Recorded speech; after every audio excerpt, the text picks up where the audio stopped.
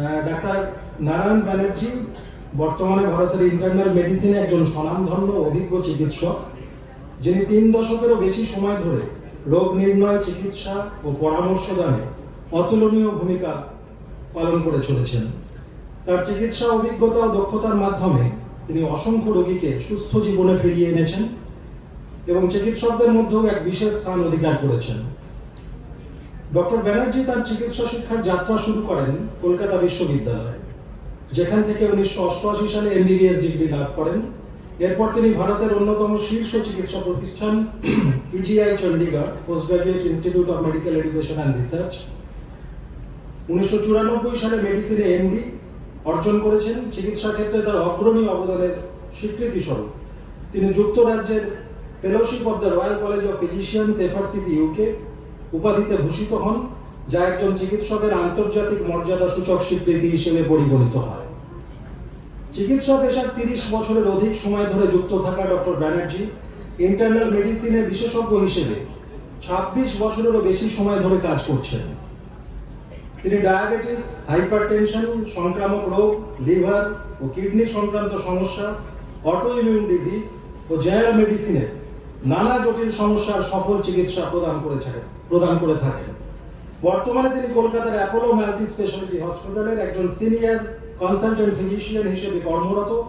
তার রোগীদের প্রতি নিষ্ঠা, সততা এবং রোগ নির্ণয় গভীর মনোযোগ তাকে চিকিৎসা জগতে একজন ব্যতিক্রমী, নির্ভরযোগ্য ও শ্রদ্ধেয় ব্যক্তিত্ব হিসেবে গড়ে তুলেছে এবং আমাদের সবার কাছে তিনি সম্মানীয়। আমরা আহ্বান করব ডক্টর ব্যানার্জিকে তার প্রধান অতিথির ভাষণ প্রদান করার জন্য। ডক্টর ব্যানার্জি।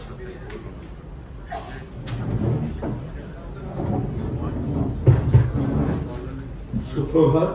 প্রথমে আমি ওয়েস্ট বেঙ্গল ভেটেরিনারি অ্যাসোসিয়েশনকে ধন্যবাদ দেব যে আমাকে এখানে প্রধান অতিথি করার জন্য।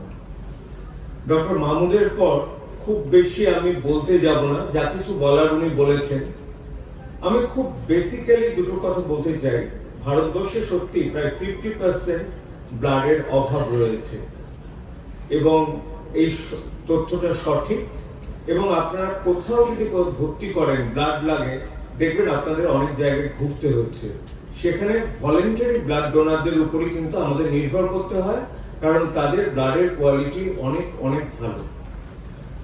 আমি শুধু বলবো যে যারা ব্লাড ডোনেট আজকে করবেন, অনেকেই আছেন যারা আজকে ব্লাড ডোনেট করবেন, তারা শুধু অ্যাডিকুয়েট জল খাবেন, অন্তত 250 to 500 ml জল খেয়ে ব্লাড ডোনেট করবেন।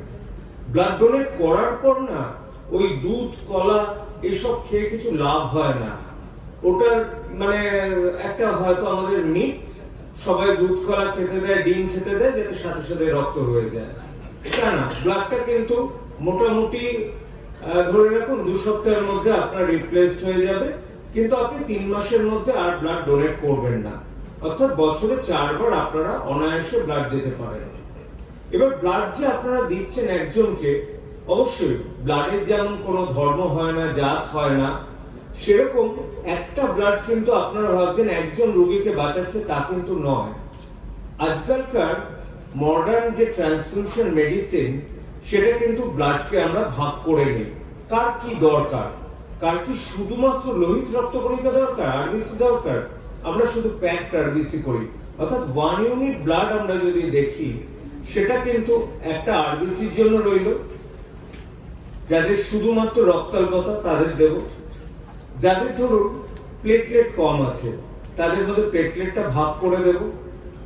এবার প্লাজমা, এইগুলো বাদ দিলে থাকে প্লাজমা, সেটা একটা এসেনশিয়াল জিনিস। আমরা ক্রনিক লিভার ডিজিজে কিন্তু প্লাজমাটা দিই। আর থাকে কিছু এসেনশিয়াল জিনিস যেটা আমরা ব্লাড থেকে করতে পারি যদি না হয়, যেমন ধরুন থ্যালাসেমিয়া রোগীর ক্ষেত্রে ফ্যাক্টর 8 বা কিছু রেয়ার ফ্যাক্টর, সেখানে কোয়াগুলেশন ডিসঅর্ডার থাকলেও আমরা কিন্তু ব্লাড থেকে সেটা বার করতে পারি। সুতরাং 1 ইউনিট ব্লাড আজকালকার মডার্ন ট্রান্সফিউশন মেডিসিনে আমাদের কিন্তু ডিএম কোর্স চালু হয়েছে, মানে পোস্ট এমডি। সেখানে কিন্তু আমাদের শেখানো হয় ব্লাড ডোনেট করা মানে হচ্ছে আমরা অলওয়েজ তাকে ভাগ করে তারপর আমরা দেব। সবাইকে শুধুমাত্র হোল ব্লাড দেব না। সুতরাং আমি এইটুকুই বলি, এই গরমকালে ব্লাড ডোনেশন সত্যি কমে যায়। আজকে যে আপনারা যারা যারা ব্লাড দেবেন, অবশ্যই তাদের আমি আন্তরিক শ্রদ্ধা, এবং আমি বলবো এই ব্লাড ডোনেশনের যে প্রচার আরো ব্যাপক হারে হওয়া উচিত, এবং গরমকালে আরো বেশি ব্লাড ডোনেট করা উচিত, যাতে হসপিটালে ব্লাডের অভাব না লক্ষিত হয়। ভালো থাকুন আপনারা সবাই। সবাইকে ধন্যবাদ দিয়ে আমার বক্তব্য শেষ করছি।